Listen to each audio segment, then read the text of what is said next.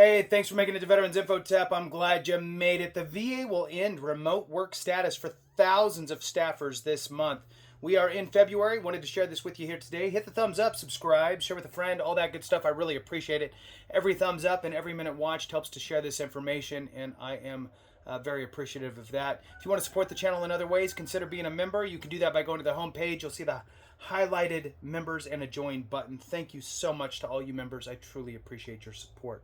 All right, Veterans Affairs officials will require thousands of department staffers to return to in-office work by the end of February, part of a government-wide effort to eliminate remote duty assignments launched during the COVID-19 pandemic. About 20% of VA's 479,000 employees. How many employees does the VA have? Almost 500,000. 479,000 employees. Nearly 96,000, almost 100,000 of those individuals currently have full-time or part-time telework arrangements, according to the department.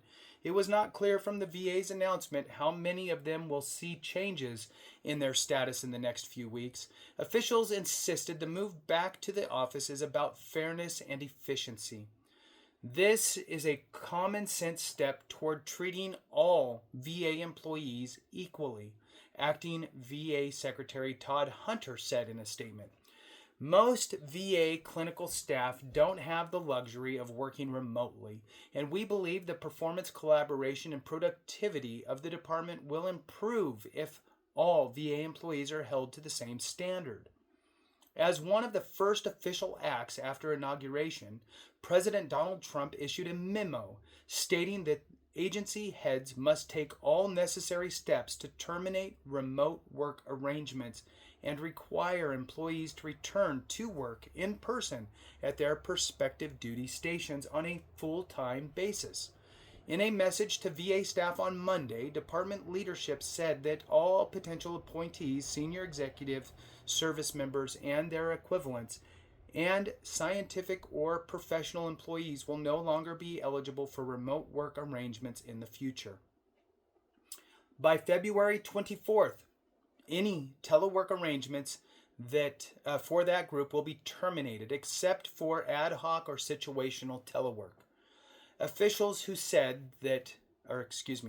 also said that by April 28th, any remote work or telework arrangements for non-bargaining unit employees, so bargaining units would be your unions, right? So for non-union employees who live within a 50-mile of an agency facility will be terminated. So let's read that one again. Officials also said that by April 28th, any remote work or telework arrangements for non-bargaining unit employees who live within 50 miles of the agency facility will be terminated. Remote work agreements for supervisors and non-bargaining unit employees who live more than 50 miles from their official duty station are still being reviewed. Officials promised further guidance in coming weeks. And I'll tell you what happens when COVID took over and all of a sudden all this telework stuff became viable. People all of a sudden started going, well, wait a minute. If I can telework, I don't need to live right here where it's more expensive. I can move an hour away, 2 hours away, 5 hours, 7, wherever, and telework from there. And I can live a bigger, better, badder life. I also, when I was in government during this time frame, heard people say, hey, can I just move out of state? And I heard rumors of some people who did actually move out of state. So this is, I don't know. There was some good things and some kind of funky things that happened. And when you come to government work and serving the people with tax dollars, I don't know. I think that the rules are a little bit different and you need to be a little more public facing, in my opinion. All right, moving on.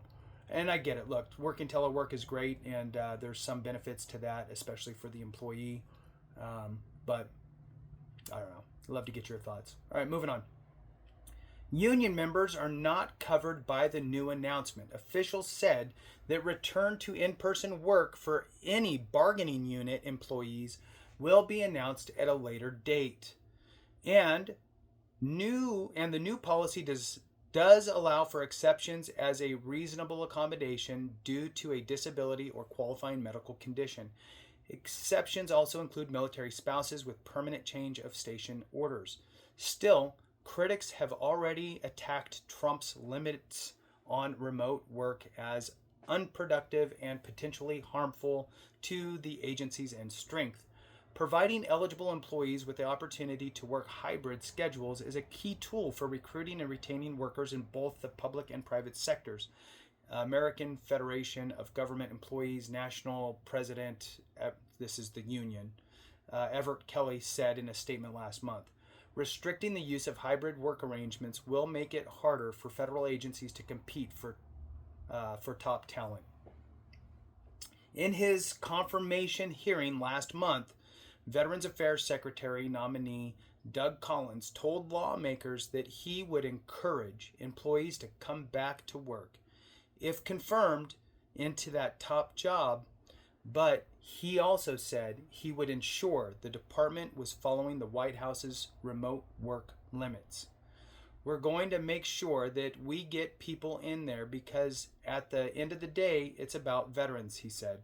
Collins is expected to be confirmed to the top VA leadership post later this week, which he already has been, and he is the VA secretary now. The vote went through on February 4th, and he got sworn in on February 5th of 2025. And in that, in his statement to veterans and VA employees, he threw out 6 bullet points of his focus. I'm going to rattle those off for you here. All right, so he said basically this is his approach to moving into the VA, and kind of 6 bullet points that they're focused on, or at least going to have look through things through these lenses, if you will. So 1, we're going to deliver timely access to care and benefits for every eligible veteran, family member, caregiver, and survivor. Again, anytime you see the combining of all of those groups, veteran, family member, caregiver, survivor, is a good thing. It bolsters up the number because, look, if you include everybody all together, it's about 45 million individuals. If you look at disabled veteran, it's like 6.5 million. So big difference. Glad that he's including all of the kind of subcategory groups there. Next one, we're going to put veterans at the center of everything VA does, focusing relentlessly on customer service and convenience. Good.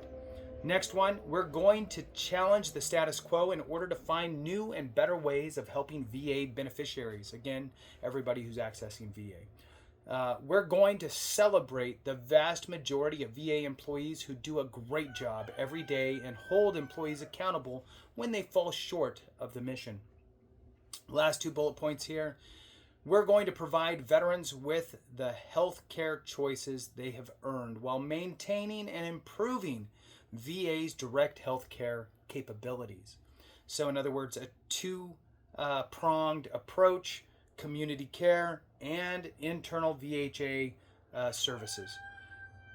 Last bullet point, and we're going to do a better job reaching veterans at risk of homelessness or suicide, especially those who have had no contact with VA. With that, thanks so much for watching. I appreciate each and every one of you. Have a great one, and remember, if we don't take care of each other, something went wrong.